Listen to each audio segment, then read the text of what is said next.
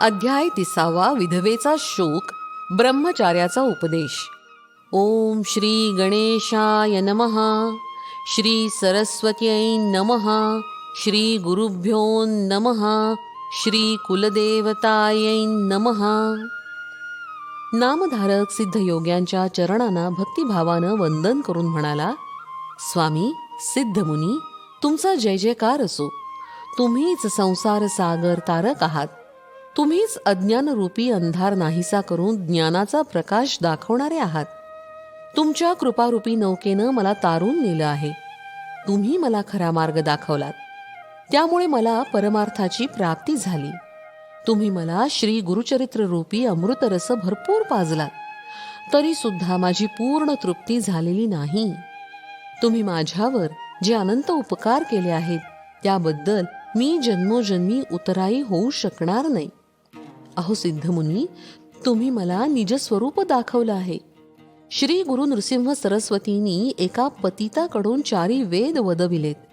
त्रिविक्रम भारतीला ज्ञानोपदेश केला. हे सर्व तुम्ही मला सविस्तर सांगितलं आहे. पण मग आता पुढे काय झालं ते मला सविस्तर सांगण्याची कृपा करावी. नामधारकाचे हे बोलणे ऐकून सिद्धयोग्यांना अतिशय आनंद झाला.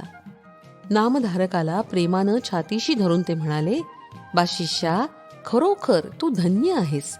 तुझ्यावर गुरूंची पूर्ण कृपा आहे. तू संसार सागर तारून गेला आहेस.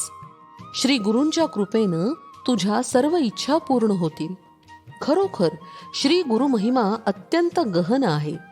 मी एक एक महिमा सांगत बसलो तर कथा खूप मोठी होईल. तरी सुद्धा तुला सारांश रूपानं सांगतो. श्री गुरु नृसिंह सरस्वती गाणगापुरात असताना त्यांची कीर्ती खूप दूरपर्यंत पसरली. अनेक लोक आपल्या अडचणी घेऊन श्री गुरूंना भेटावयास येत असत.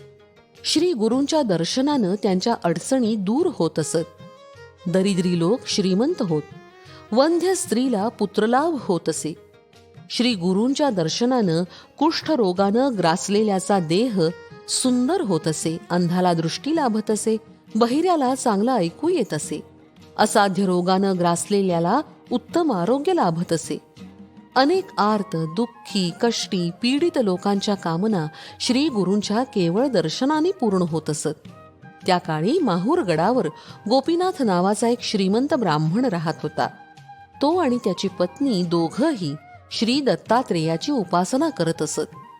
त्या दोघांचं दुर्दैव असं की त्यांना झालेला मुलगा जगत नसे. काही दिवसांनी त्यांना श्री दत्तात्रेयांच्या कृपेनं एक पुत्र झाला. त्यांनी त्याचं नाव दत्त असं ठेवलं. एकुलता एक पुत्र म्हणून त्याचे खूप लाड आणि कौतुक होत असे. 5व्या वर्षी त्यांनी दत्ताची मुंज केली. 12व्या वर्षी त्याचा विवाह केला. त्याची पत्नी दिसावयास अतिशय सुंदर होती. ती आपल्या सासू सासऱ्यांशी मोठ्या प्रेमानं वागत असे. त्यांची प्रेमानं सेवा करत असे. ती मोठी पतिव्रता होती, सुस्वभावी होती. दोघंही एकमेकांवर जीवापाड प्रेम करत असत. विवाहानंतर 3 वर्षांनीच दत्ताला असाध्य असा क्षयरोग झाला. अनेक औषधोपचार केले, नवस सायास केले, पण कशाचा काही उपयोग होत नव्हता. रोग बळावत चालला होता. त्याच्या पत्नीनं आणि आईवडिलांनी श्री दत्तात्रेयाचा धावा केला. श्री दत्तगुरूंच्या कृपेनं हा पुत्र झाला होता. असं असतानाही हा अल्पायुषी ठरावा, याचं त्यांना अतिशय वाईट वाटत होतं.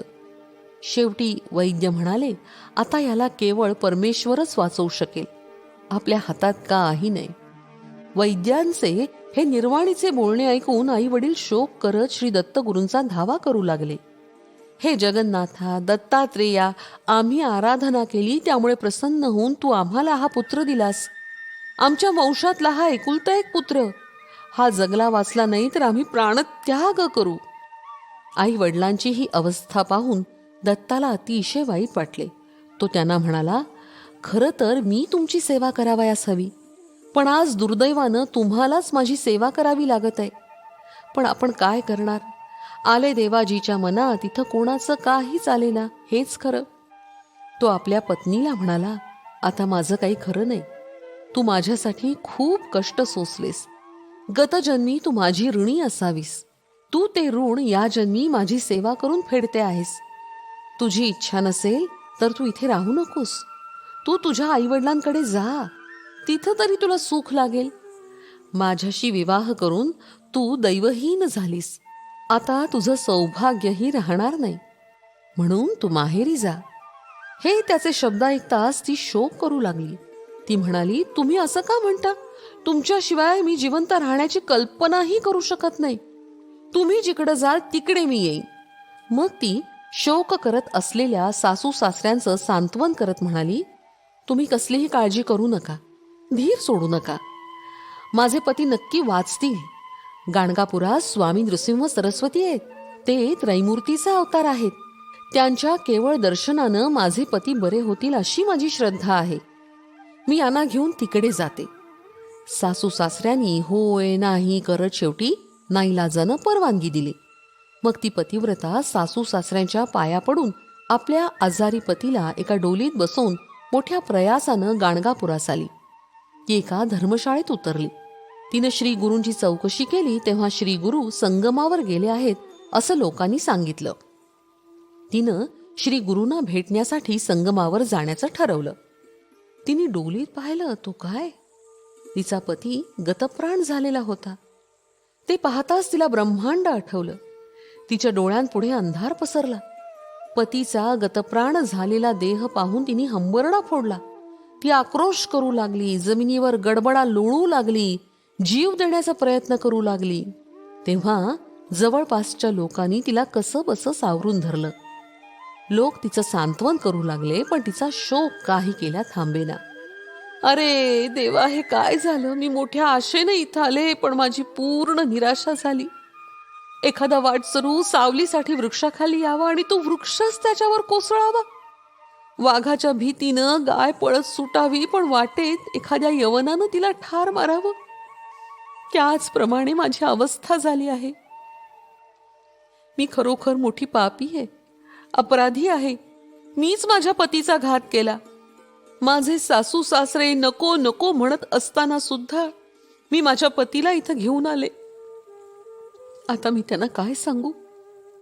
असं बोलून ती शोक करत असताना काही स्त्रिया तिचं सांत्वन करत म्हणाल्या, तू विनाकारण का बरं शोक करतेस? जे होणार ते कधीही चुकत नाही. ललाटी जे नशीब लिहिलं आहे ते पुसून टाकता येत नाही. तरीही तिचा शोक थांबेना. मी लहानपणी हरितालिकेची पूजा केली होती. विवाहानंतर सौभाग्यासाठी मंगला गौरीचीही पूजा केली. सौभाग्याच्या आशेनं देवी भवानीला मी साकडं घातलं. अनेक व्रत उपवास केले. पतीला बरं वाटावं म्हणून ज्यानी जे जे सांगितलं ते सगळं केलं. मग माझं सगळं पुण्य कुठं गेलं? मी शिवगौरीचीही पूजा केली, ती व्यर्थच गेली. आता मी माझ्या पतीशिवाय जिवंत कशी राहणार? पतीच्या प्रेताला आलिंगन देऊन ती म्हणाली, तुम्ही माझे प्राणेश्वर होता. आता तुमच्याशिवाय मी कशाला जगू? तुमच्या विरहानं तुमचे आई वडील प्राणत्याग करतील. या 3 हत्यांना मलाच जबाबदार धरून लोक माझी निंदा करतील. असा ती शोक करत होती. तिची अवस्था पाहून लोकांनाही रडू आलं. त्याच वेळी तिथं एक तेजस्वी तपस्वी ब्रह्मचारी आला. त्यानं सर्वांगाला भस्म लावलं होतं. तो जटाधारी होता. त्याच्या गळ्यात रुद्राक्षमाळा होत्या. हातात त्रिशूळ होतं. तो त्या शोकाकुल स्त्रीची विचारपूस करत म्हणाला, तू विनाकारण का बरं शोक करते आहेस? कपाळी जे लिहिलं गेलं असेल तसंच घडतं. जे प्रारब्धात असतं ते भोगावंच लागतं. तू अशी 8 दिवस जरी शोक करत बसलीस तरी तुझ्या पतीच्या प्रेतात प्राण येणार नाहीत. या जगात मृत्यू कुणाला चुकलाय? तू ज्याला पती म्हणतेस तो पूर्वी कुठे होता? तुझा जन्म कुठे झाला? पूर्वी तुझे आई वडील कोण होते? समुद्रात योगायोगानं 2 लाकडं एकत्र येतात, पण पाण्याच्या एकाच लाटेनं ती एकमेकांपासून दूर जातात. ती पुन्हा कधीही एकत्र येत नाही. तशीच सर्व नातीगोती असतात. एका वृक्षावर काही पक्षी विश्रांतीसाठी येऊन बसतात आणि पुन्हा 4 दिशांना उडून जातात. हा संसार असाच आहे. इथं कुणीही कायमचा टिकत नाही. हा संसार क्षणभंगूर आहे. मृत्यू पुढे कोणाचं काहीही चालत नाही. नाती गोती, आप्तस्वकीय सर्व काही क्षणिक आहे. मृत्यू कोणालाही टळत नाही. कुणाला तो बालपणी तरुणपणी येतो, तर कुणाला तो वृद्धापकाळी येतो, पण तो येतोच येतो. दुसरं असं की हा देह पंचभौतिक आहे. या देहातून प्राण गेले की त्या देहाला दुर्गंधी सुटते. केवळ रक्त, मांस, अस्थी इत्यादींनी बनलेल्या या देहाचा मोह कशासाठी धरायचा? त्या ब्रह्मचार्यानं असा परोपरीनं उपदेश केला असता त्या स्त्रीचं समाधान झालं. तिला सत्यज्ञान झालं. ती त्या ब्रह्मचार्याच्या चरणांना वंदन करून म्हणाली, स्वामी, माझा उद्धार करा. तुम्हीच माझे मायबाप आहात. आता मी काय करावं? मी काय केलं असता हा संसार सागर तरून जाईल? तुम्ही सांगाल ते मी करीन. त्या स्त्रीनं अशी विनंती केली असता त्या ब्रह्मचार्यास आनंद झाला. मग त्यांनी पतीच्या निधनानंतर विधवा स्त्रीनं काय करावं, काय करू नये, परमार्थ चिंतन, व्रतस्थ कसं राहावं, हे सर्व सविस्तर सांगण्यास सुरुवात केली. अशा रीतीनं श्री गुरुचरित्रामृतातील विधवेचा शोक ब्रह्मचार्यास उपदेश नावाचा अध्याय 30 समाप्त. श्री गुरुदत्तात्रेयार्पणमस्तु.